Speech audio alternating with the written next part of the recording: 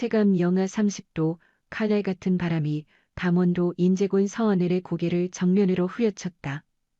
혹한기 훈련 속에서 수백 명의 병사들이 눈길을 뽀드득 밟으며 묵묵히 전진하던 그때 어둠을 찢는 고함이 터졌다. 헌병대, 당장 끌고 가. 연대장 최영수 대령은 히터가 빵빵한 지휘차 안에서 얼굴을 붉힌 채 지르푸성이가 된 여병사 한 명을 체포하라며 윽박질렀다. 밖에서는 병사들이 함기에 떨고 있는데 안에서는 권력만 따뜻했다. 그런데 그녀는 흔들리지 않았다. 연대장실 문이 닫히자 그녀는 퇴연히 걸어가 툭 하고 지갑을 책상 위에 건졌다. 제가 어디 소속인지 궁금하면 열어보시죠. 최영사 대령이 비웃으며 지갑을 펼친 순간 그 표정이 그대로 굳어버렸다. 신분증에는 선명히 적혀 있었다. 치영칠 특수임무단, 미의 계급 소장, 성명이 사안. 두 개의 별은 말없이 놓여 있었지만 그 방의 공기 전체를 얼려버리기에 충분했다. 대체 왜 한 장군이 계급장을 떼고 병사로 위장해 이 행군에 섰겠을까? 최영사 대령이 지키려던 건 군기였을까? 아니면 그보다 훨씬 더 썩은 무언가였을까? 지금 구독, 좋아요, 알림 설정으로 끝까지 함께해라고. 이 판을 뒤집는 순간이 온다. 그리고 이제 시간은 12월, 다시 인제군의 그 얼어붙은 고개로 되감긴다. 모든 것이 내서 시작됐다. 체감온 영하 30도, 숨을 들이킬 때마다 피부가 얼어붙는 듯한 혹한기 훈련의 절정이었다. 수백 명의 병력이 완전 군장을 맨 채 대오를 딱 맞춰 묵묵히 눈길을 뚫고 있었다. 군화가 눈을 가지는 뽀드득 소리와 거친 숨소리만이 적막한 산기를 흔들고 있었다. 그 침묵을 깬 것은 지휘관 차량 레토나의 창문을 내리고 꾀꾀대며 고함을 지르는 한 남자였다. 육군 제3군단 이하 연대의 연대장 최영수 대령이었다. 히터가 뜨끈하게 켜져 있는 차 안에서 붉게 달아온 얼굴을 내민 그는 대열 밖에서 따로 걷고 있는 한 병사를 향해 삿대질을 하고 있었다. 내가 지금 묻고 있잖아. 거기 단독군장. 너 어디 소속 병사야? 행군간에 오와 열도 안 맞추고 여기가 네 안방인 줄 알아? 최영수 대령의 시선 끝에는 앳된 얼굴의 여자가 서 있었다. 헐렁한 야전 상의에 벙거지 모자를 푹 눌러 쓴 그녀는 소총 하나만을 둘러맨 채대열과 조금 떨어진 곳에서 걷고 있었다. 언뜻 보기에는 훈련에 지쳐 나고한 고문관이라 갓전이 본 이등병 같아 보였다. 하지만 그녀의 눈빛만이니 살인적인 추위보다 더 매섭게 빛나고 있었다. 그녀는 대한민국 최강의 특수전 사령부 출신이자 참군 이래 최연소 소장 진급 신화를 쓴 이서연 장군이었다. 오늘 아침 파부대 시차를 끝내고 복귀하던 중 예고 없이 혹한기 훈련의 시차를 나온 참이었다. 보안 유지를 위해 계급장을 떼내고 훈련에 합류했기에 그 누구도 그녀가 별을 단 장군이란 사실을 알지 못했다. 이서연은 최 대령의 호통에도 아랑곳하지 않고 묵묵히 걸음을 옮겼다. 그녀의 무시가 계속되자 최 대령의 성재머리에 불이 붙었다. 운전병 차세워 끽하는 소리와 함께 레토나가 눈길 위에 멈춰섰다. 뒷좌석 문이 거칠게 열리고 최 대령이 씩씩대며 튀어나왔다. 니는하던 병사들의 시선이 불안하게 두 사람에게 쏠렸다. 중대장과 소대장들이 급하게 달려오려 했지만 최 대령이 손을 들어 제지했다. 최 대령은 이서연의 코앞까지 다가와 그녀의 어깨를 거칠게 밀쳤다. 아임마 병사기가 먹었냐? 연대장이 묻는데 대답을 안 해? 군기가 빠져도 단단히 빠졌구만. 이름이 뭐야? 중대장 누구야? 이서연은 그제야 걸음을 멈추고 천천히 고개를 들었다. 모자 챙 아래로 드러난 그녀의 눈동자가 최 대령을 똑바로 노려봤다. 그 눈빛에는 두려움이나 위축됨은커녕 오히려 한심하다는 듯한 기색이 역력했다. 지금 뭐 하시는 겁니까? 난생 처음 들어보는 강불한 언사. 그것도 일개 병사로 보이는 여자가 연대장에게 주변에 있던 병사들과 간부들의 입이 떡 벌어졌다. 찬물을 끼얹은 듯한 정적이 흘렀다. 최 대령은 자신의 귀를 을순했다. 너 지금 뭐라고 했어? 뭐 하시는 겁니까? 나 기가 막혀서야. 너 지금 제정신이야? 영창 가고 싶어 한 잔 있어? 최대령의 호통소리에 산비둘기들이 푸드덕 날아갔다. 그러나 이서연은 눈 하나 깜짝하지 않았다. 그녀는 컵끝으로 기련 가운데 떡하니 멈춰선 레토나를 가리켰다. 훈련이 방해되는 건 내가 아니라 뒤를 맡고 있는 그 똥차와 당신 같은데 병사들은이 추위에 땀 흘리며 걷는데 히터 바람 쐬면서 창문 내리고 소리나 지르는 게 지휘관이 할 짓인가? 이 미친 너 지금 하급상이라도 일으키겠다는 거야? 헌병대 어디 있어? 당장 이놈 끌고 가서 영창에 쳐넣어. 최 대령이 길길이 뛰었다. 얼굴이 터질 듯 붉어져 목에 핏대까지 섰다. 하지만 이서연은 차분하게 그러나 뼈가 시릴 정도로 차가운 목소리로 말을 이었다. 오하열 지금 그게 중요한가? 실전 상황에서 적이 오와 열 맞춰서 쳐들어오나? 이 험한 지형에서 병사들 체력 안배는 생각 안 하고 보여주기 쉽대열 유지에만 급한 꼴이라니. 한심하군. 뭐야? 너희 자식 계급장까봐. 어디 소속이야? 최대령이 손을 뻗어 이서연의 야전상의 깃을 잡으려 했다. 그 순간이었다. 이서연의 손이 번개처럼 움직여 최대령의 손목을 낚아챘다. 워커는 비명과 함께 최대령의 몸이 휘청거렸다. 특수전 사령부에서 단련된 그녀의 압력은 상상을 초월했다. 손때 그 손 지휘하라고 있는 거지. 부하들 멱살 잡으라고 있는 거 아닐 텐데. 이서연은 최 대령의 손목을 거칠게 놓아주었다. 최 대령은 중심을 잃고 눈밭에 엉덩방아 찔 뻔했다. 꼴 사나운 모습에 주변 병사들 사이에서 크하는 웃음소리가 새어나왔지만 곧바로 간부들의 눈초리에 사그라들었다. 치욕스러움에 몸을 떨며 일어난 최 대령은 이를 갈았다. 너 내가 가만 안 둔가. 오늘 훈련 끝나면 넌 군 생활 끝난 줄 알아. 내 군 생활을 걸고 널 꼬이사 재판에 회부하지 마. 그래. 어디 해보시지. 그런데 일단 좀 비켜줄래. 개 병사들이 추워서 못 가고 있잖아. 서연은 흑푸성이 된 검은 지프차의 검코를 군화갈로 쾅 찼다. 그리고 이 똥차 얼른 눈밭에서 안 치우면 내가 화끈한 계곡 아래로 밀어버릴 거니까. 경고를 남긴 채 서연은 괜한을 고쳐 밀고는 말없이 눈길을 따라 걷기 시작했다. 등 뒤에서 최 대령이 고래고래 소리를 질러댔지만 그녀는 콧방귀도 뀌지 않았다. 본대에 간신히 복귀한 서연의 곁으로 눈물 콧물 범벅인 이산련이 쭈뼛거리며 다가왔다. 녀석은 아까 벌어진 일들을 전부 목격한 상태였다. 저기 안 다치셨나요?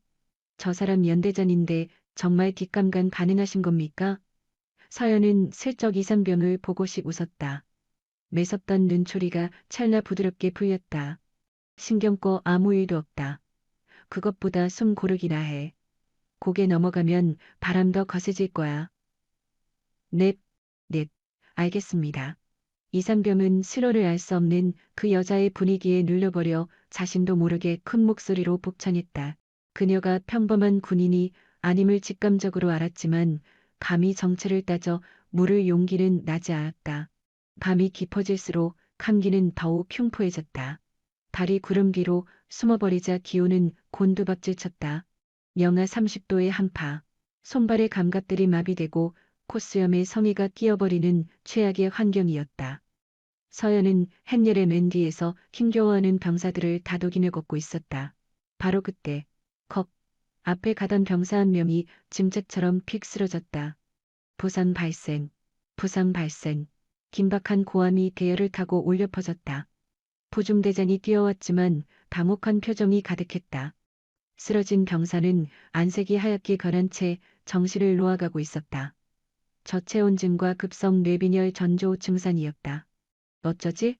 앰뷸런스 호출해.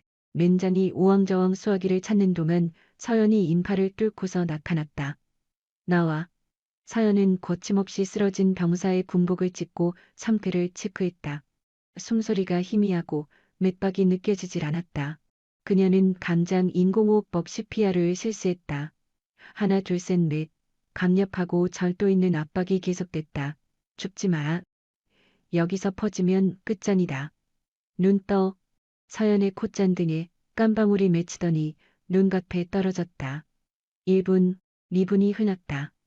숨죽이며 바라보던 병사들의 입이 바짝 타들어갔다. 직후 컥하는 소리와 함께 병사가 가쁜 숨을 몰아쉬었다. 살려냈다. 넷입니다.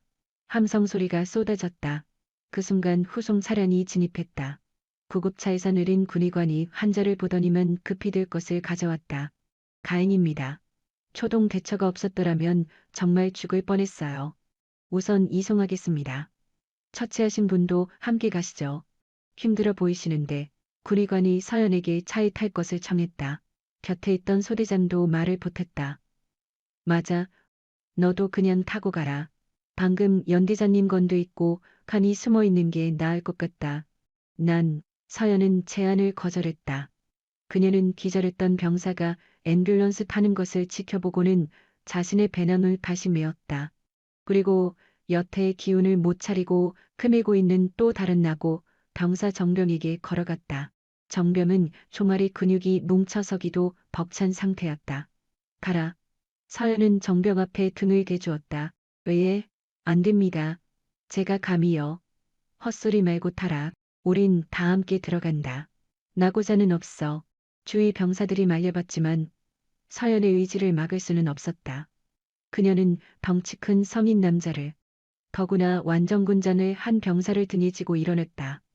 일반인이라면 버티기도 벅찬 무게였지만 그녀의 하체는 미동조차 없었다. 출발. 막사까지 거의 다 왔어. 서연은 입을 꼭 닫고 발을 옮기기 시작했다. 그녀의 워커가 눈밭을 묵직히 찍어 눌렀다. 뒤에서 이걸 바라보던 병사들의 콧등이 찡해졌다.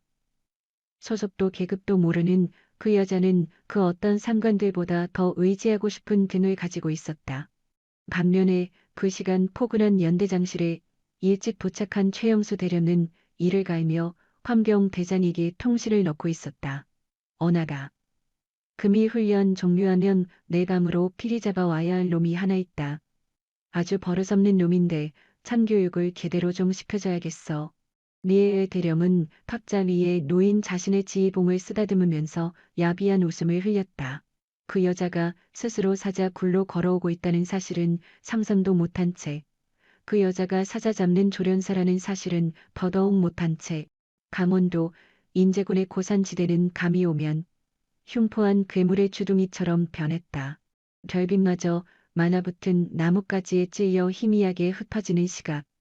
횡군 대열은 무덤과도 같은 정적 속을 걷고 있었다. 유일하게 들리는 것은 수백 개의 군화가 눈을 가바대는 소리와 거친 숨소리, 그리고 간간히 새어나오는 비명뿐이었다. 이서연은 입을 가물었다. 등 뒤에 얹힌 정병의 온기가 땀에 젖은 전투복을 타고 느껴져 왔다. 무거운 군잔을 맨 남자의 체중은 8형 kg를 훌쩍 넘었다. 게다가 서연 역시 단독 분잔을 한 터였다. 발을 옮길 때마다 다리 근육이 터질 듯했고 무릎뼈가 으스러지는 듯한 고통이 머리까지 울렸다. 저기, 죄송합니다. 절거리고 그냥 가십시오. 등 뒤에서 정병이 기어가는 목소리로 속삭였다. 의식이 살짝 돌아온 것 같았다. 그는 짐이 된 상황이 너무나 창피하고 죄송해서 흐느끼고 있었다. 여간부 몸으로 자기 같은 나고자를 메고 험난한 산을 넘는다는 현실이 믿기지 않았을 게 분명했다. 서연은 가빠오는 호흡을 진정시키며 깍 잘라 말했다. 립 다물어라. 떠들 힘 있으면 혀 안 깨물게 턱이나 당기고 있어. 그래도 이러단 같이 쓰러지십니다. 제발 내가 지칠 것 같냐? 착각하지 마라. 특전사에선 이것보다 더 무겁게 메고 천리행군도 뛴다.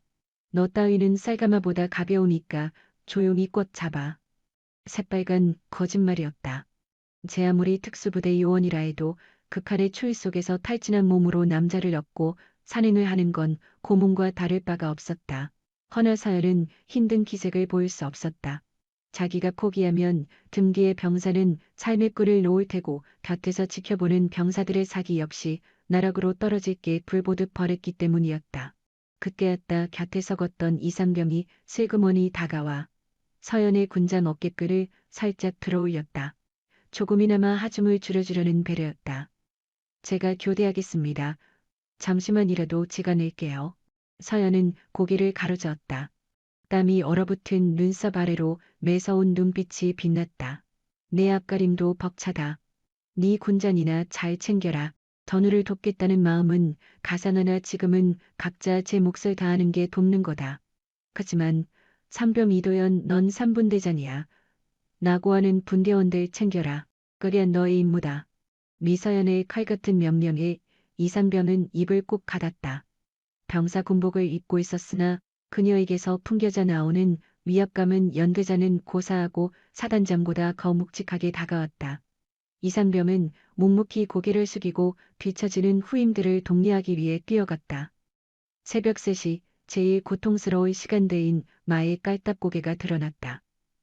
경사가 60도에 달하는 가파른 오르막이었다.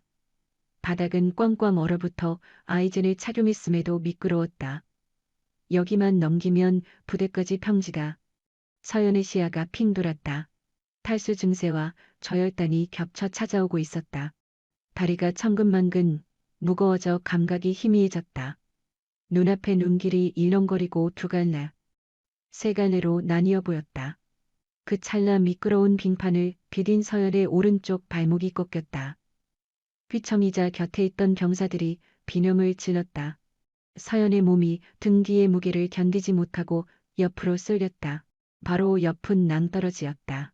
잘못하면 정병과 함께 수십 미터 아래 계곡으로 곤두박질 칠 위기일발의 순간이었다. 하지만 그 찰나의 순간 서연의 몸에 배어든 생존 본능이 폭발했다. 그녀는 넘어지려는 단연히 반대쪽 발에 체중을 싣고 코어 근육을 비틀어 근형을 잡았다. 군화가 빙판을 긁으며 불꽃이 튀는 듯한 마찰음을 읽다. 황 한쪽 무릎을 꿇은 상태로 서연은 멈춰섰다. 정병은 그녀의 등에 매달린 채 공포에 질려 숨도 쉬지 못했다. 안 죽는다. 네 숨 쉬어. 서연은 후두르들 떨리는 다리에 힘을 주어 다시 일어섰다. 무릎이 까져 피가 배어나오는 것이 느껴졌지만 고통은 사치었다. 그녀를 지켜보던 수십 명의 병사들이 꼴꺽 마른 침을 삼켰다. 고 경외감 그것은 공포를 넘어선 순수한 존경심이었다. 누군가가 작게 외쳤다. 밀어들여 다들 붙어. 그 고함을 신호탄으로 주변에 있던 병사들이 우르르 몰려들었다. 누군가는 서연의 근을 누군가는 정병의 하체를 누군가는 서연의 군장을 떠받쳤다. 십시일반 꽁꽁 얼어붙은 손들이 모여 서연의 하중을 나눠 가졌다. 몸사염차 조금만 더 가면 됩니다. 힘내십시오. 미 서연은 등 뒤에서 전해지는 수많은 손길에 가슴 한구석이 뜨거워지는 것을 느꼈다. 이것이 군대였다. 계급장이 없어도 서로를 의지하며 지옥 같은 고통을 나누는 전후에 최영수 연대장이 따뜻한 차 안에 서 있고 지냈던 진짜 군인의 모습이 여기에 있었다. 고맙다 다들. 서연의 입가에 옅은 미소가 번졌다. 그 미소를 본 병사들은 피로가 씻은 듯 사라지는 기분을 느꼈다. 드디어 고개 정선에 닿았을 때 저 멀리 동쪽 하늘이 붉게 타오르기 시작했다. 그리고 그 아래 부대 초소에 희미한 불빛이 보였다. 부대가 끝이다. 환호성이 터져나왔다. 미는 마지막 남은 힘을 짜내어 발을 내디뎠다. 부대 연병장에 당도했을 때는 이미 해가 완전히 뜬 후였다. 연병장 단상 위에는 최영수 연대장이 깔끔하게 그림질된 전투복을 입고 김이 모락모락 나는 코피자를 든 채 오만하게 서 있었다. 그의 곁에는 참모들이 도열해 있었다. 진흙판을 부른 병사들이 힘겨운 걸음으로 연병장에 닿았다. 대열의 후미엔 정병이 의무대 들것 위에 실려오고 있었다. 전신이 땀과 눈물로 젖어버린 그녀의 몰골은 엉망이었지만 그 눈동자만은 독하게 빛나고 있었다. 과의 되려는 눈길이 윤서연에게 박혔다. 그는 야비한 미소를 지으며 곁에 서 있던 작전 장교에게 내깔았다. 저기 왔군. 내 지시 어기고 괴들던 그겁 없는 녀석. 헌병대 불렀겠지. 예 연대장님.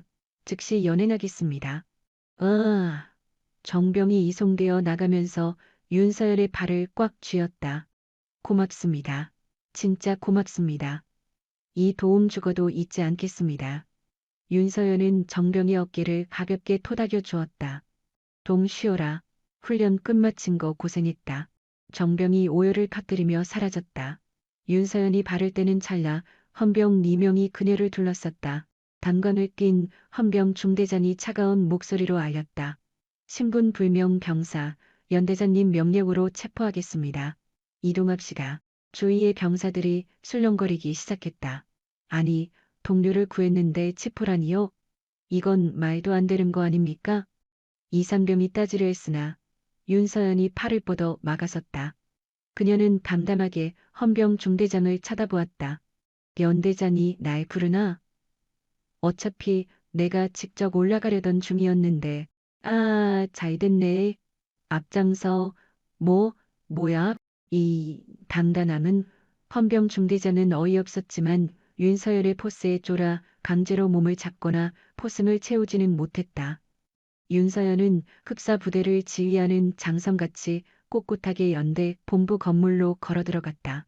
그 뒷모습을 보던 병사들은 걱정과 적개심을 한꺼번에 느꼈다. 복도 끝 연대장실이라는 글자가 적힌 무거운 문이 메었다. 윤서연은 긴장감을 삼킨 뒤 전투복을 정리했다. 지금부터가 실제 전투였다. 연대장실 문이 열리며 윤서연이 입장하자 뜨거운 온풍기열이 얼굴을 스쳤다. 밖에서 떨고 있는 병사들과는 비교되는 온실 같은 온도였다. 가죽 소파에 다리를 꼬고 앉아있던 최영수 대령이 윤서연을 머리끝부터 훑어보았다. 빨리 와라. 여기가 어딘 줄 알고 그렇게 눈을 똑바로 뜨고 서 있나? 최 대령은 급자 위에 노인 보고서 거미를 탕탕 쳤다. 너 내가 누군지 알지? 이 부대의 신이야. 내 말 한마디면 너 같은 병사 찌끄레기 하나쯤은 영창이 아니라 교도소로 바로 보낼 수 있어. 명령 불복종 선관모욕. 하극상. 제목은 내가 만들기 나름이지. 윤서연은 헌병들이 퇴장하고 문이 잠기자 천천히 소파 맞은편으로 다가갔다. 그리고 최 대령이 권하지도 않은 의자를 간겨와 털썩 걸터 앉았다. 이게 돌았나? 누가 앉으라고 했어? 네 녀석 당장 차려 자세 안 취해. 니의 최 대령이 자리를 박차고 소리쳤다. 윤서연은 흘기가 든 묻은 전투화를 꼬고 앉으며 서늘한 미소를 보였다. 왕이라. 대한민국 국군의 왕이 있었나? 난 조국을 지키는 군인은 봤어도 왕 노릇하려는 양아치는 처음 보는데. 뭐? 양아치? 니의 최 대령의 안색이 시뻘겋게 달아올랐다. 그는 허리춤에 손을 올리며 위협적으로 다가왔다. 너 오늘 진짜 끝장을 보자. 미 직속 중대장 누구야? 배대장 호치래. 이 녀석 부모한테도 전화해서 가정교육 시켰는지 따져야겠어. 그때 윤서연이 코만에서 젖은 지갑 하나를 꺼내 책상 위에 던졌다. 굽하는 소리와 함께 지갑이 최 대령 앞에 떨어졌다. 내 소속이 궁금하면 열어보시지. 그리고 전화를 하려거든 내 부모님이 아니라 국방부 장관실로 하는 게 빠를 거야. 이게 정말 허세를 부려도 정도 것이지. 최 대령이 비웃음을 흘리며 지갑을 집어들었다. 겉표지에는 아무것도 적혀있지 않았다. 그가 귀찮다는 듯 지갑을 펼치는 순간 그의 동작이 석고상처럼 굳어버렸다. 지갑 안쪽 신분증이 꽂혀있는 투명한 비닐 속에는 낯선, 그러나 군인이라면 누구나 알 수밖에 없는 사진과 계급장이 들어있었다. 소속 707 특수임무단, 계급 소장, 성명 이사연, 별 2개, 니에의 투스타. 최 대령의 눈동자가 파도라도 친 듯 흔들렸다. 그는 자신의 눈을 의심하며 다시 한번 사진을 확인했다. 사진 속 정복을 입은 여자는 지금 눈앞에 흑푸성이가 되어 앉아있는 이 여자와 정확히 똑같았다. 이거 가짜지. 그렇지? 병사가 장난감 가지고 장난치는 거지? 최 대령의 목소리가 염소처럼 떨렸다. 하지만 그의 손은 이미 걸덜 떨리고 있었다. 닌 예습리 출신의 소장이라니. 그것도 20대. 콩문으로만 듣던 전설적인 존재. 진급 심사 때마다 화제가 되던 그 최연소 장군이 바로 이 여자란 말인가? 윤서연은 천천히 자리에서 일어나 야전상 위에 지퍼를 내렸다. 안에 입고 있던 딴에 젖은 뇌 위로 군번줄과 함께 숨겨두었던 붉은색 명찰과 계급장이 엿보였다. 그녀는 주머니에서 별 2개가 박힌 계급장을 꺼내 야전산이 견잔에 천천히, 아주 천천히 끼워 넣었다. 찰칵, 금속성 소리가 고요한 연대장실을 가눴다. 최영수 대령, 자네 눈에는 이게 장난감으로 보이나? 말투가 확 변했다. 더 이상 병사의 반항이 아닌 직속상관의 엄중한 꾸짖음이었다. 최 대령의 다리에 힘이 풀렸다. 그는 다리가 풀려 비틀거렸다. 급하게 거수경례를 올렸다. 그러나 두려움에 손끝이 심하게 떨려 엉망이 되었다. 충성, 용서해 주십시오. 제가 눈이 어두웠습니다. 장군님께서 아는 감찰을 나오신 줄은 상상조차 못했는데 이럴 수가 있습니까? 서연은 천천히 걸어왔다. 최 대령은 비로 물러나가 의자에 걸려 넘어질 뻔했다. 계급이 낮으면 막개해도 되고 부하들은 혹한에 방치한 채 난로를 독차지하고 병사들은 이유 없이 징계 먹여도 괜찮다는 뜻인가?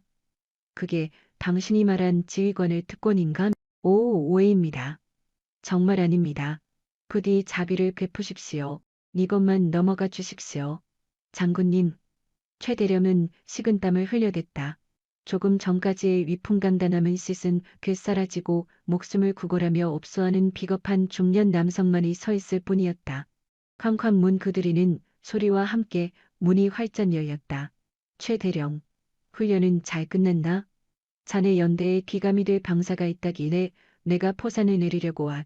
미일 제3사단장 이태석 소장이 밝은 표정을 짓고 들어오려다 그대로 굳어버렸다. 그의 눈앞에 진흙 범벅이 된 채 서 있는 이서연 장군과 그 면전에서 쥐새끼처럼 떨고 있는 최 대령이 포착되었기 때문이다. 이 소장의 눈동자가 크게 흔들렸다. 배 장군, 이서연 장군 아니십니까? 이 소장은 최 대령 따위는 신경 쓰지도 않고 서연에게 다가가 깍듯하게 거수경례를 올렸다. 비록 계급은 같은 투스타였지만 이서연은 국방부 직속 특수임무대의 사령관이자 전설적인 군인으로 존경받는 존재였기 때문이다. 건이나 파급력 면에서 일개 사단장인 그가 편하게 대할 수 있는 분이 아니었다. 아니, 장군님께서 이곳엔 무슨 일로? 복장이 왜 이렇습니까?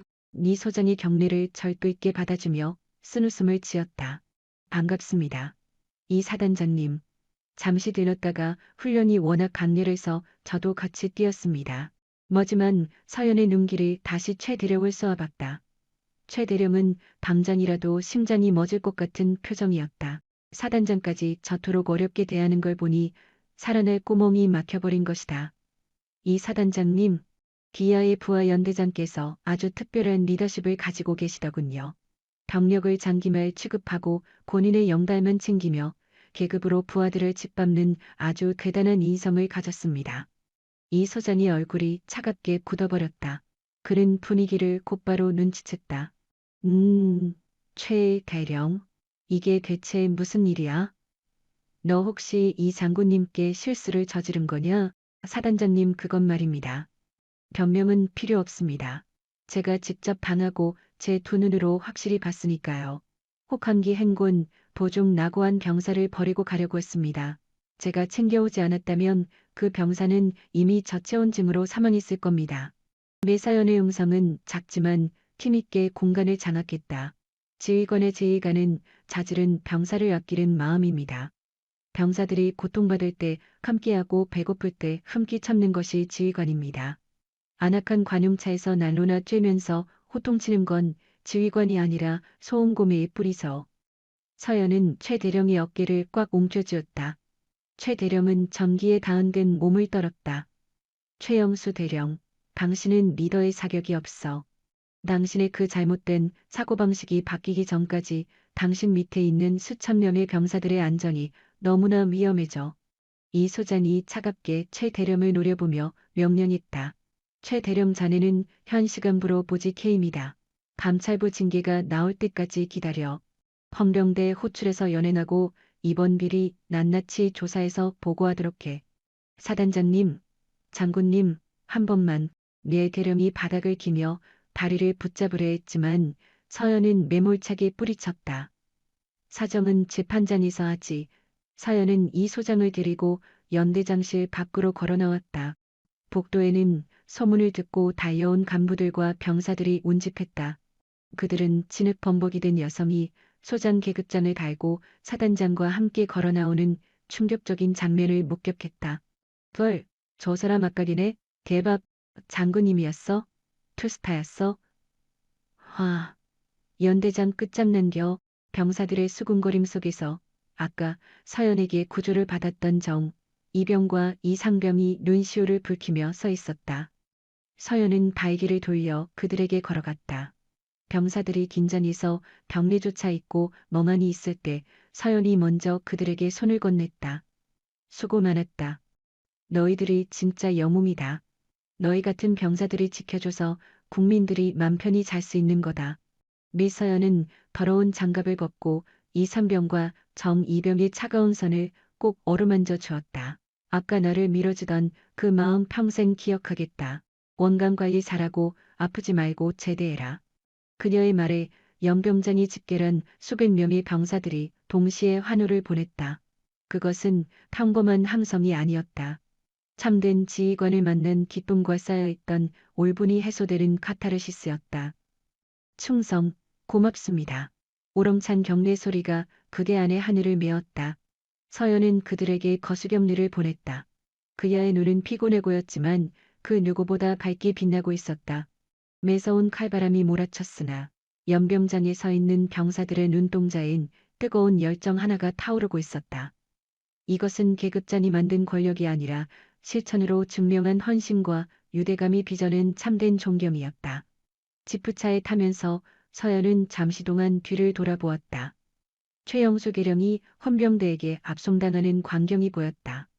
별은 칠흑 속에서 더욱 굳세게 빛난다. 그러나 그 별이 낮게 내려와 어둠을 감싸 안을 때 세상은 한층 더 훈훈해진다. 서연은 차창 너머로 흐르는 겨울산을 응시하며 옅은 미소를 띄었다. 오늘 흘린 땀방울이 헛되지 않았음을 병사들의 그 강렬한 눈빛이 말해주고 있었다.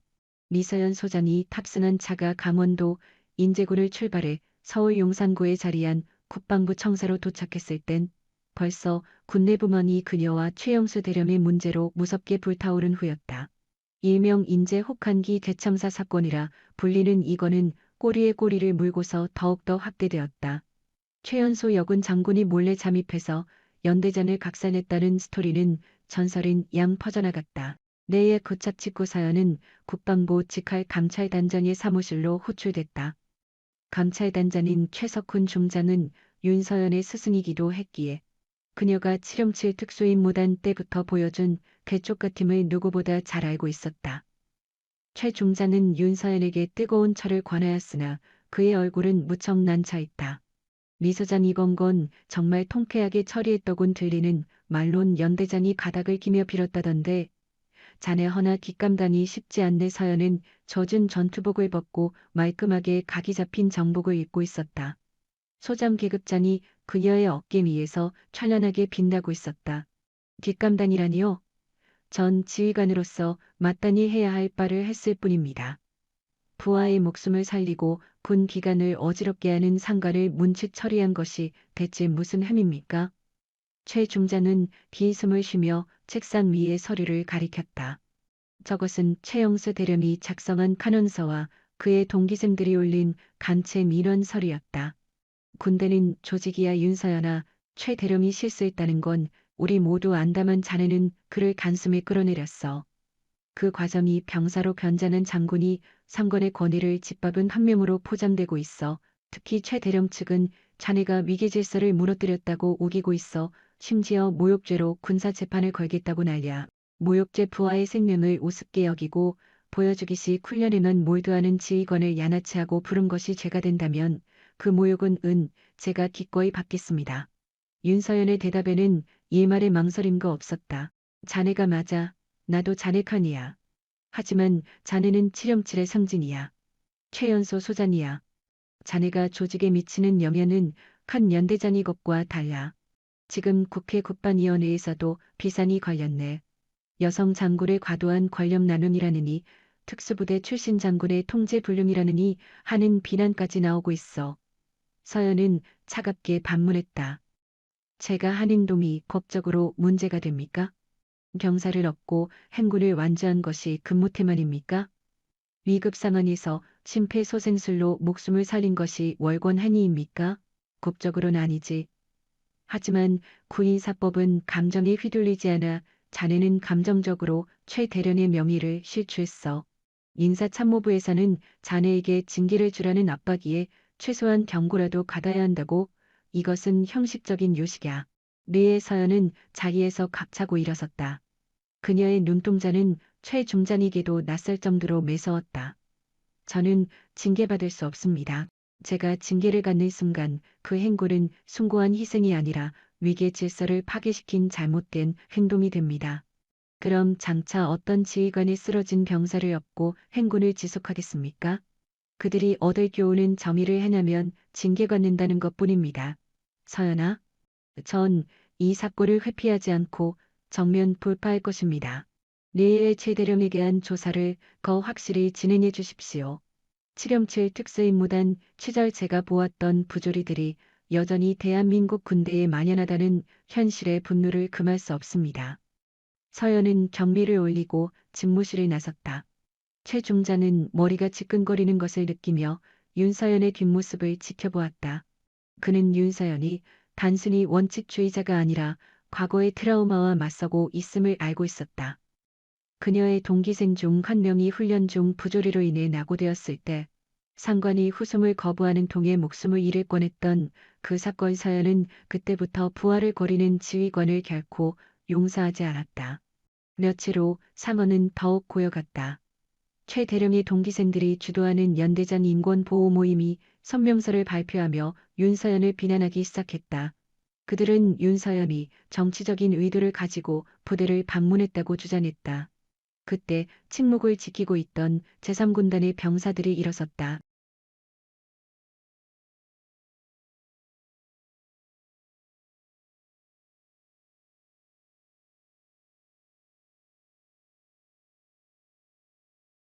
이상병과 정병을 필두로 혹한기 훈련을 함께했던 수많은 병사들이 자발적인 구며 운동에 나서기 시작했다.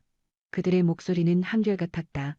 이 소장님은 우리를 살리신 분이자 진짜 군인이십니다. 우리는 이 소장님을 지키기 위해 끝까지 함께할 것입니다. 니 예시면대장은 지휘관으로서 실격이었습니다.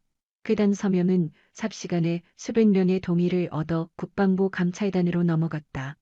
때마침 그곳에 있었던 여러 중대장들과 소대장들의 고발도 이어졌다. 그들은 최 대령이 평소 병사들을 아주 험하게 대했고 상부의 명령만을 맹목적으로 따랐던 점을 낱낱이 폭로했다. 분위기가 뒤집히기 시작했다. 외로운 여성 장군의 점의 구현이라는 시각이 대중들의 마음을 움직인 셈이다. 서연은 그 소란스러운 와중에도 조용히 자신의 직무를 다했다. 그녀는 이 일이 단순히 최영수한 명과의 대립이 아닌 군대 내 깊게 뿌리박힌 구시대적 악습과 권위의식을 타파하는 상징적 전쟁이 되어 함을 느꼈다. 서연은 본인 직무실 의자에 앉아 잠시 숨을 고르고 있었다. 책상 한편에는 최영수 대령이 전해주고 간 징계위원회 출석 요구서가 그대로 놓여 있었다. 그녀는 그걸 치우지 않았다. 이번 싸움의 결의를 가지는 도구로 썼기 때문이다. 마침 707 특수임무단 때부터 생사고락을 함께한 동기이자 국방부 핵심 참모인 한우진 대령이 걸어 들어왔다. 한 대령은 어두운 안색으로 다가와 서연을 응시했다. 이서연, 너 이번 일에 너무 깊게 발을 담그는 거 아니야? 네가 직접 나서서 군사법정 진원까지 하겠다는 건 너무 무모해. 넌 우리 군의 희망이야. 이번 일로 무너지면 네가 갇혀. 서연은 한 대령에게 따뜻한 차를 건넸다. 뇌 상처 있는 걸 겁낸다면 군인이 아니지. 오진아, 난 이번 일이 그저 가벼운 소동으로 잊히길 원하지 않아. 이번 일은 군에서 사람 목숨이 그 어떤 규율보다도 먼저라는 사실을 확실히 각인시킬 수 있는 유일한 기회야. 한 대령은 고개를 숙였다. 그 역시 윤서영과 똑같은 아픔을 기억하고 있었다. 오병장 사건 때문에 이러는 거잖아. 그때 우리가 도울 수 없었던 그 일이 여전히 네 가슴속 큰 짐으로 남아있다는 거 안다. 5년 전 707 특수임무단 훈련 때 오병잔이라는 뛰어난 대원이 크게 다쳤다. 당시 지휘관인 마중염은 훈련도 실전이라며 병원 이송을 나갔고 끝내 오병잔은 적기에 수술을 받지 못해 평생 남을 깊은 잔해를 안게 되었다. 그때 윤서연은 중위 신분으로 마중염에게 거세게 대들었었다. 허나 그녀는 계급 차이를 이길 수 없었고 결국 그녀의 외침은 한 명으로만 취급되었다. 그래, 내가 그때 무력해서 오병장을 지키지 못했어. 하지만 지금은 달라. 난 이제 권한이 있어. 나의 이 계급잔을 걸고서 네번 다시 비극이 반복되지 않게 막을 겁니다. 서연은 자리에서 일어나 창밖을 응시했다. 서울의 빌딩 숲 사이로 차가운 겨울바람이 불고 있었다. 최영수 대령이 씌운 모욕죄 미기질서 물란 혐의 그거 싹 다 인정하고 내가 제 발로 군사법정에 서겠어. 또 재판장에서 놈에게 똑같이 되물어 볼 겁니다. 당신에게 병사들 목숨은 대체 뭐였냐고. 한대령은 경악을 금치 못했다. 너 제정신이야? 오욕죄를 시인하면 징계는 확정이야. 재수 없으면 감등 아니면 정직이라고. 이제 막 소장 달았는데 내 직위와 출세가 아이들 생명보다 귀하진 않아. 내가 이번 일로 처벌받아도 병사들 가슴속에 이서연 소장이 우리 위해 싸웠다는 믿음 하나만 남겨줄 수 있다면 그걸로 난 이긴 거야. 서연의 진심에 한대령은 거는 무슨 말도 할 수가 없었다. 그는 서연의 결단력과 사명감에 두 손을 들 수밖에 없었다. 알겠어. 그럼 내가 널 위해 최고의 변호인단을 붙여주지. 법리적 문제는 우리가 방어해주겠네. 하지만 네 소신 발언만큼은 아무도 건드리지 못하게 할 거야. 며칠 뒤 사건은 군사법원으로 이첩됐다. 최영수 대령은 본인 혐의를 싹 잡아떼며 윤서연의 한 일을 도를 넘은 충성 경쟁과 월권인의로 매도해버렸다.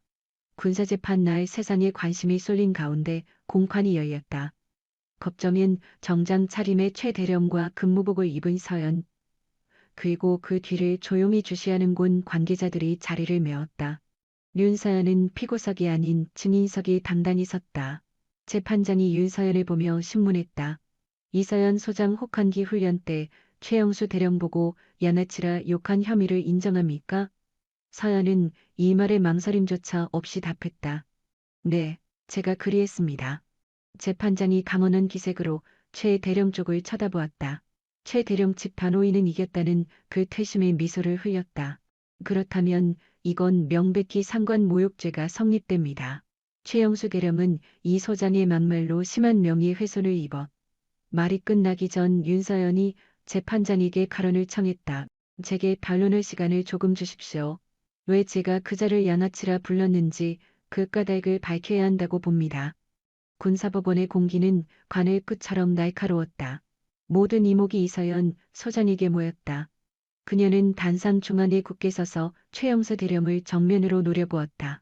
최 대령은 그녀의 시선을 피하려 시선을 떨구었다. 재판장이 윤서열에게 진술 기회를 줬다. 전 상관 모욕 혐의는 부인 않겠습니다. 허나 그 전에 제가 심연대장에게 쓰레기라 일혈했던 까닭이과를 묻고 싶군요. 윤서연은 잠시 호흡을 가다듬고 냉정하면서도 힘있는 어조로 말을 잇기 시작했다. 군인의 존재 이유는 뭡니까? 상명하복, 절대복종, 틀렸습니다.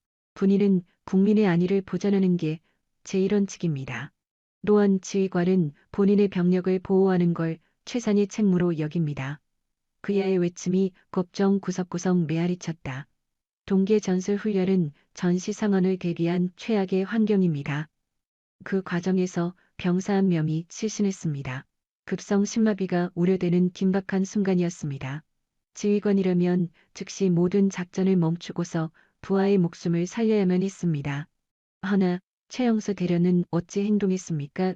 윤서연은 침묵을 지키고 있는 최 대령을 향해 팔을 뻗었다. 그는 휘격한 지휘차 안에서 배열 간격이 틀렸다는 핑계로 저를 문책했습니다. 부하의 안위보다 허울 좋은 의전이 중요했고 본인의 체면과 미신이 병사들의 신임보다 앞섰습니다. 그가 지휘관으로서 휘두른 것은 폭력이지 사명감이 아니었습니다. 전 최영수 대령에게 묻고자 합니다.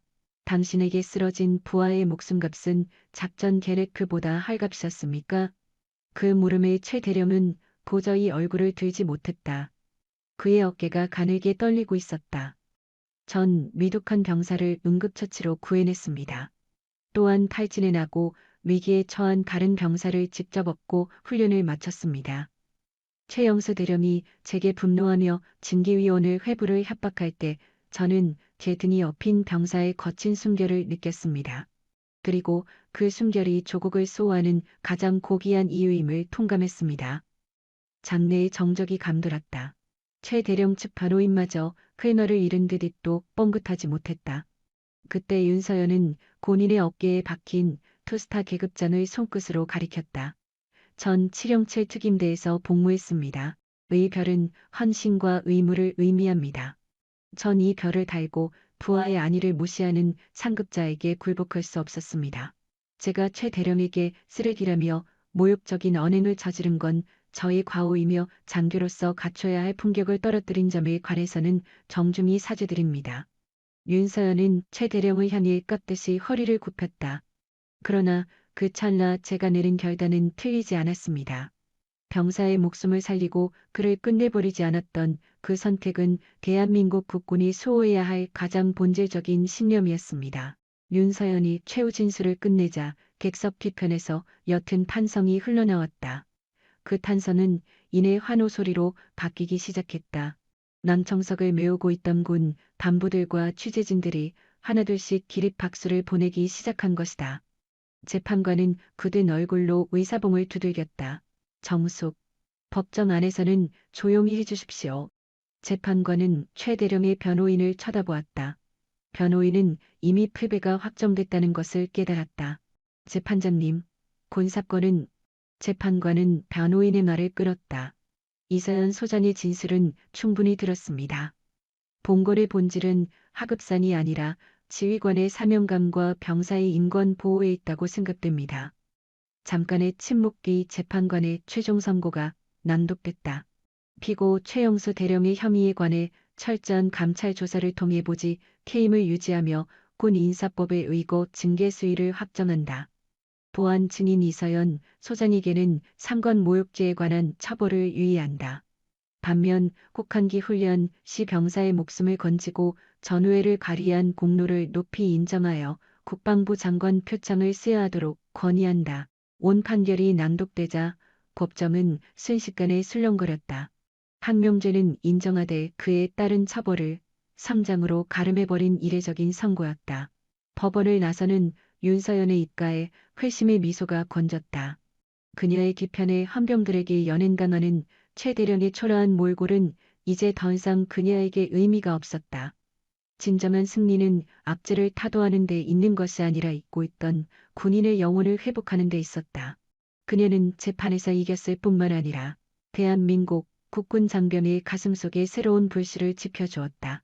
생명보다 중한 규범은 없다는 것을. 윤서연은 법원 밖에서 대기하고 있던 한우진 대령과 눈을 맞췄다. 고생했어 이 소장. 자네가 이겼어. 고생할 일이 아닙니다. 이건 마땅한 겁니다. 이제부터가 진짜입니다. 이 판결을 계기로 군의 모든 지휘관들이 군인들의 위치를 다시 성찰하게 만들 겁니다. 그녀는 보심에 시린 겨울바람을 가르며 위풍당당 걸어나갔다. 그녀의 정복 왼쪽 가슴에는 곧 갈릴 훈장 표창의 자리가 글비처럼 빛나고 있었다. 윤서연 소장의 소신 발언과 국방부 장관 표창 수여는 군 내부의 거대한 지각 변동을 몰고 왔다. 이 일은 단순한 개인의 갈등을 넘어 군 조직의 권위주의와 부조리를 정면으로 비판하는 상징적인 계기가 되었다. 특히 최영수 대령이 판결 결과에 불복하며 끝까지 항소하겠다는 뜻을 내비치면서 이 일은 윤서연계 낡은 관습의 대립구도로 굳어졌다. 국방부 측에선 윤서연 소장을 필두로 한 군 문학에선 특별위원회를 비공식적으로 출범시켰다.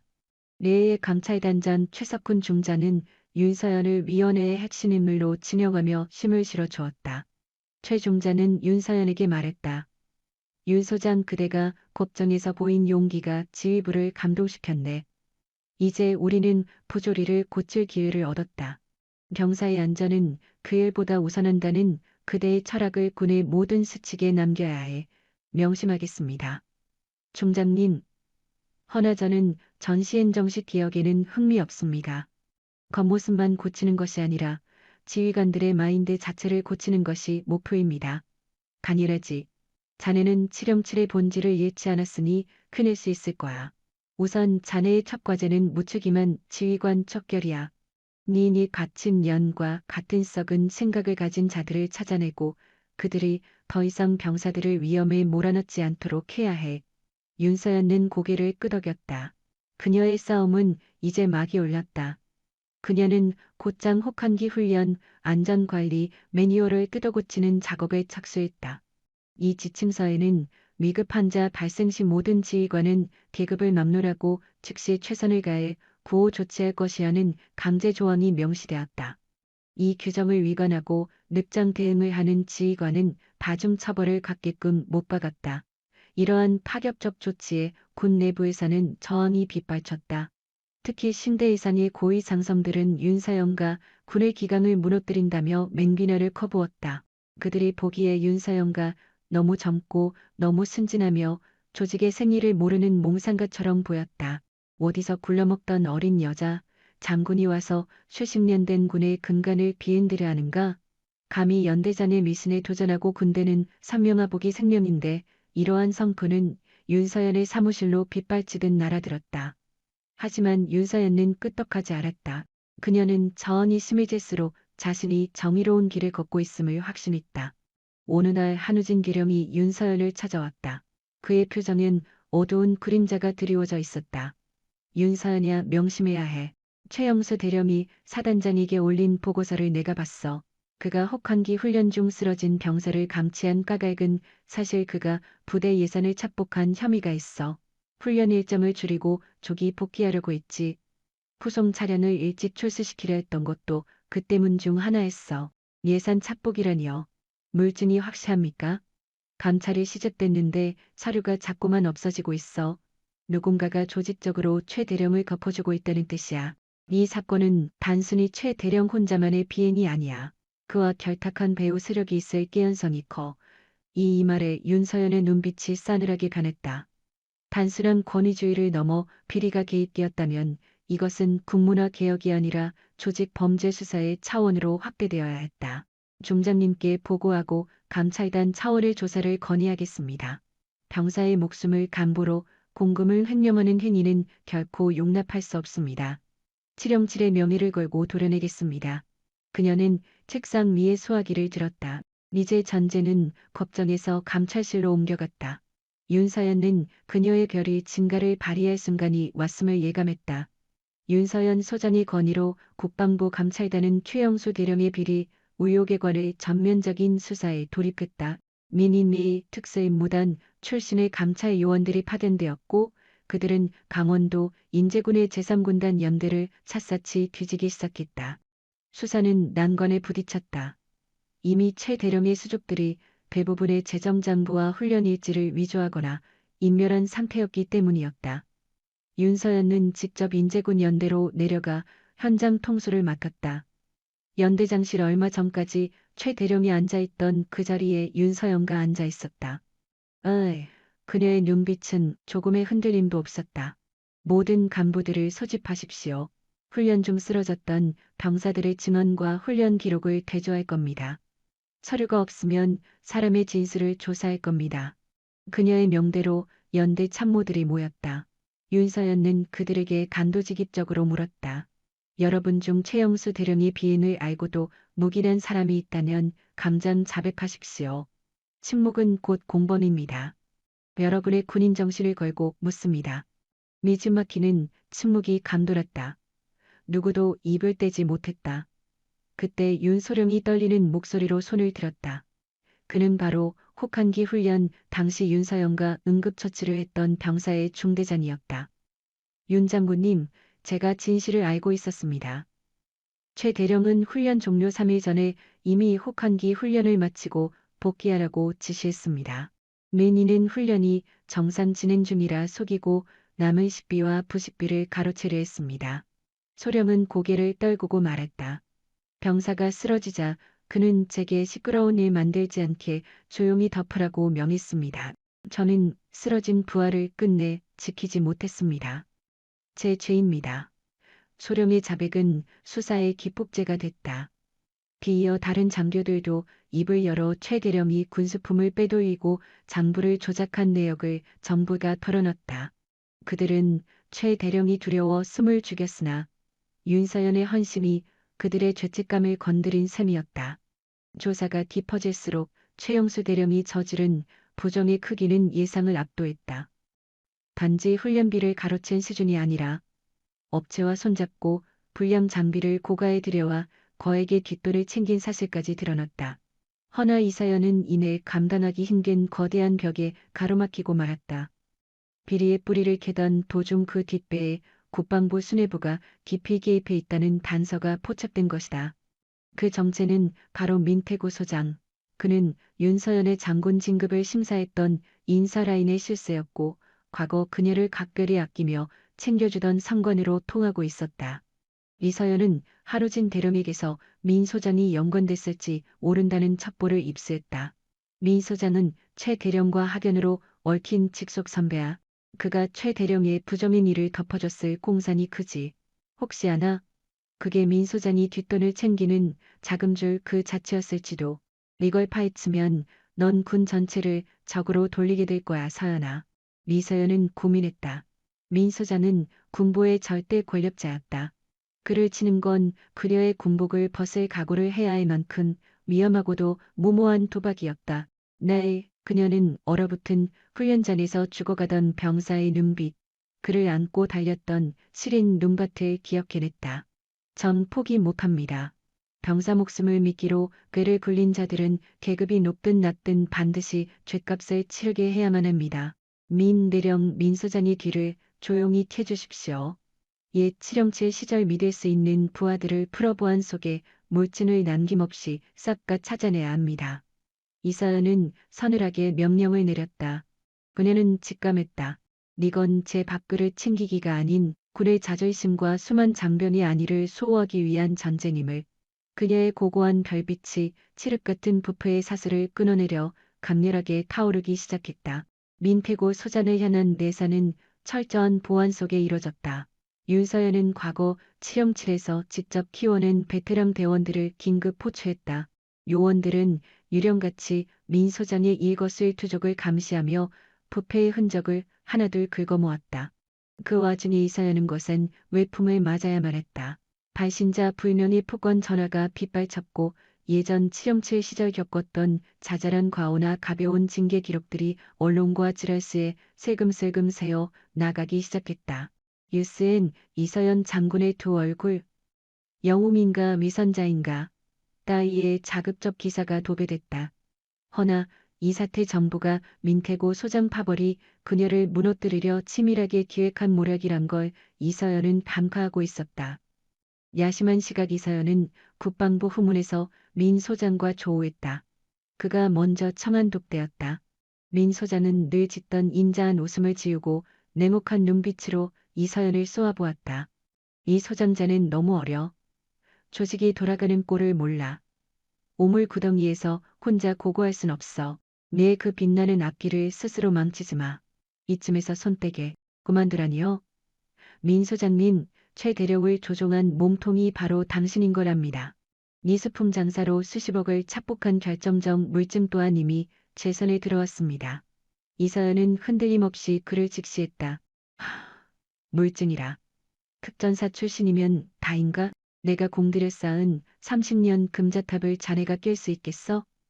날 치면 군 지휘부가 마비돼. 넌 정의를 떠들지만 난 질서를 수호해. 너의 그 설익은 정의감은 우리 군을 금괴시킬 뿐이라고. 진정한 안정은 썩은 뿌리 위에 존재할 수 없습니다.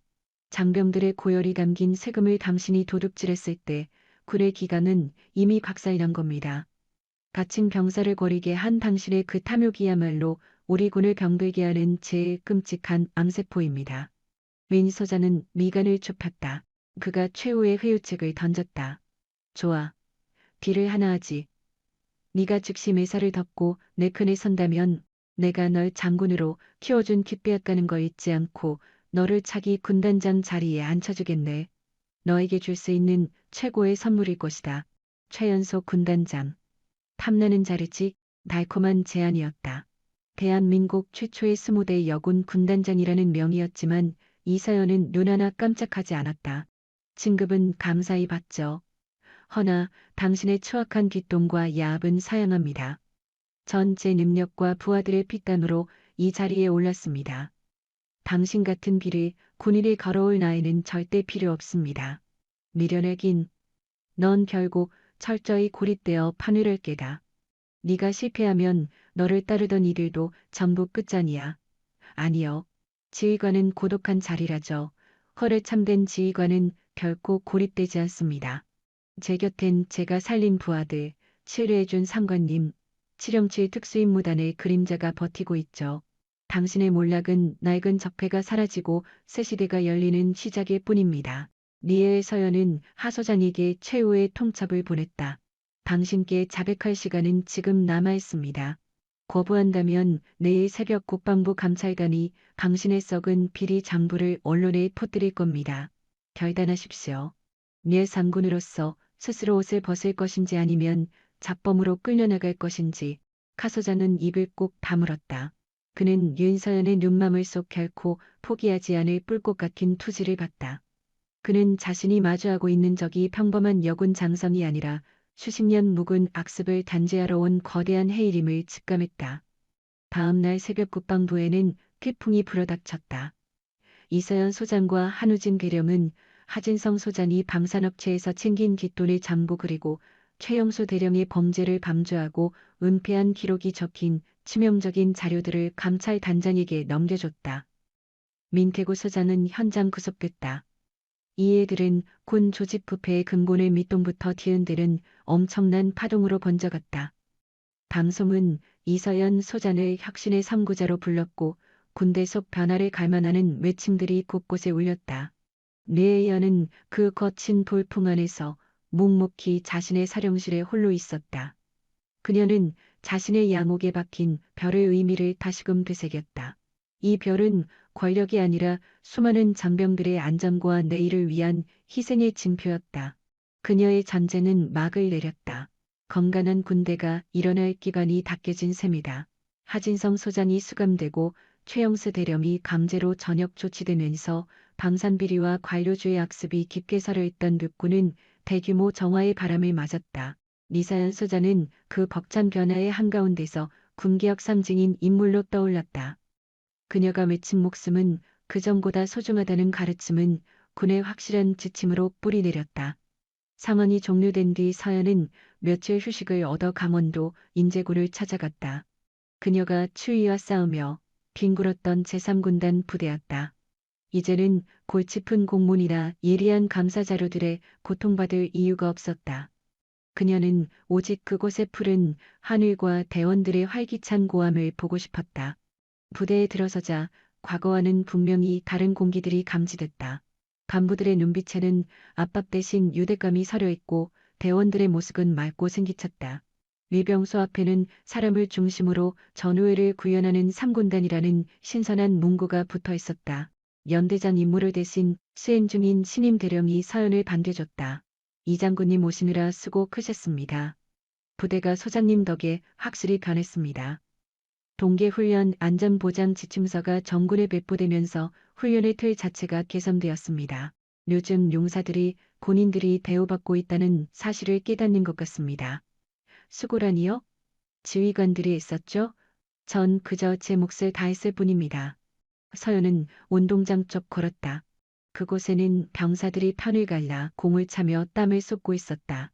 무리 틈에 이상병과 정병이 있었다. 이상병은 벌써 병장을 갈고 동료들을 응원하고 있었고 정병은 지난번 훈련 때 겪은 부상을 깨끗이 털어낸 듯 튼튼한 상태였다. 윤서연이 접근하자 그들이 그녀를 알아채고 뛰어왔다. 필승. 이 소장님, 오병장과 정상병 진급이 씩씩한 목소리로 외쳤다. 낯가 장군님 말고 누나라고 부르기로 약속 안 했나. 서연이 익살스럽게 미소 지어 답했다. 에이, 우리가 감히 장군님께 우리끼리만 그리 부르죠. 우리의 영원한 누님이라고요. 정상병이 눈을 반짝여 말했다. 녀석은 아직도 윤서연에게 단한 충성심을 품고 있었다. 정상병 몸은 벌써 회복했고 겨울철 훈련도 뛸만한가. 당근입니다. 그때 소장님 등 뒤에 들리던 숨결소리 겁되게 말끔히 나왔습니다. 그때 절 짐짝처럼 취급하지 않게 해주셔서 진짜 고맙습니다. 전 그날 드디어 군인이 뭔지를 배웠습니다. 오병장이 곁에서 말을 거들었다. 우린 그날 다음부턴 전우의 팀을 꾸렸습니다. 훈련 때 나고자 한 놈도 없이 전부같이 완주하는 것을 목적으로요. 소장님께서 우리에게 알려주신 길이니까요. 낙오하지 않고 같이 걷는 것. 서연은 마음이 따뜻해지는 것을 느꼈다. 자기가 인생을 걸고 싸웠던 의미가 바로 저 병사들의 눈동자 안에 남아 있었기 때문이다. 그녀의 결단은 단순한 처벌이 아니라 군인들의 가슴 안에 영원토록 타오를 희망을 심어준 셈이었다. 그날 감사연은 그대 식단에서 병사들과 섞여 저녁밥을 함께 먹었다. 그녀는 계급장을 떼고 병사들과 마주 앉아 식사를 즐겼다. 동료들과 옛날 추억, 맛집 이야기, 가족 걱정을 하면서 시간이 흐르는 것도 잊었다. 밥을 다 먹고 밖으로 나온 서연은 잠시 야상 주머니 안쪽에서 무언가를 집었다. 지난번 정병이 쓰러진 급박한 상황에 응급처치를 하며 챙겨두었던 꼬깃한 편지였다. 구겨진 종이 사이로 어린 여동생이 쓴 투박한 글씨와 빛바랜 사진 한 장이 눈에 들어왔다. 사진 속 아이는 정병을 빼닮은 맑은 표정을 짓고 있었다. 편지 끝에는 이런 글이 있었다. 오빠, 훈련 힘들어도 조금만 참고 힘내. 오빠는 우리 집의 자랑이잖아. 밥 잘 챙겨 먹고 아프지 마. 서연은 편지를 가슴에 품고 밤하늘을 보았다. 맞다. 우리가 총을 드는 까닭은 저 아이들의 평화로운 꿈을 지켜주기 위함이다.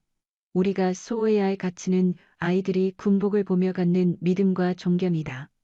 그녀는 부패한 최영수 대령 앞에서 소신을 굽히지 않고 징계를 감수했던 그날을 회상했다.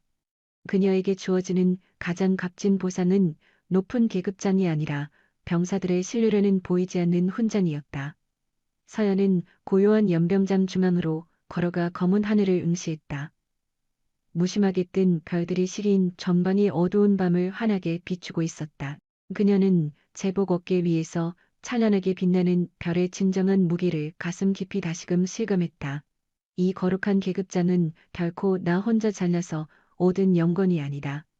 극한의 추위 속에서 묵묵히 거친 현장을 지켜준 병사들의 땀방울, 위험한 작전 중에도 끝까지 서로를 구하려고 했던 뜨거운 전우회, 그리고 오직 국가를 위해 가장 빛나는 시절을 바친 수많은 젊은이들의 숭고한 헌신이 모여서 비로소 만들어낸 빛이다. 서연은 편지를 소중히 갈무리하고 차가운 공기를 들이마셨다. 그녀의 시선은 군인으로서 걸어야 할 고난의 긴 여정을 응시하고 서 있었다. 아무리 앞길이 막막하고 거칠더라도 그녀의 곁에는 믿음직한 부하들이 언제나 함께할 것이라는 사실을 굳게 믿었다. 가장 낮은 곳에서 빛나는 진정한 리더십의 가치. 이 이야기는 가장 가혹한 환경 속에서 리더십의 본질과 인간애가 무엇인지에 대해 깊은 교훈을 줍니다. 가장 큰 의미는 계급은 누리는 특권이 아니라 보호하는 책임이라는 점에 있습니다. 진정한 리더는 따뜻한 차 안에서 명령만 내리는 사람이 아니라 진흙탕 속으로 직접 기어들어 지친 부하를 등에 업을 수 있는 사람입니다. 권위는 어깨 위에 계급장에서 나오는 것이 아니라 타인의 고통을 외면하지 않는 진심 어린 공감과 희생에서 비롯된다는 것을 보여줍니다. 두 번째 교훈은 불의에 맞서 정의를 지키는 용기입니다. 자신의 안위나 관습에 얽매이지 않고 사람의 생명을 지키기 위해 부조리한 권력에 맞서는 모습은 우리에게 큰 울림을 줍니다. 어떤 조직에서든 인간의 존엄성과 생명은 그 어떤 규칙이나 이익보다 우선되어야 함을 다시 한번 일깨워줍니다. 마지막으로 단 한 사람도 뒤처지게 하지 않는 동료애입니다. 서로의 짐을 나누고 험난한 고개를 함께 넘는 모습은 공동체를 지탱하는 가장 강력한 힘이 무엇인지 말해줍니다. 우리가 기꺼이 타인에게 등을 내어줄 때 그 조직은 신뢰라는 바탕 위에서 결코 무너지지 않는 강한 힘을 갖게 됩니다. 밤하늘의 별이 아름다운 이유는 가장 높은 곳에 있어서가 아니라 어둠 속에서 누군가를 비추고 있기 때문입니다.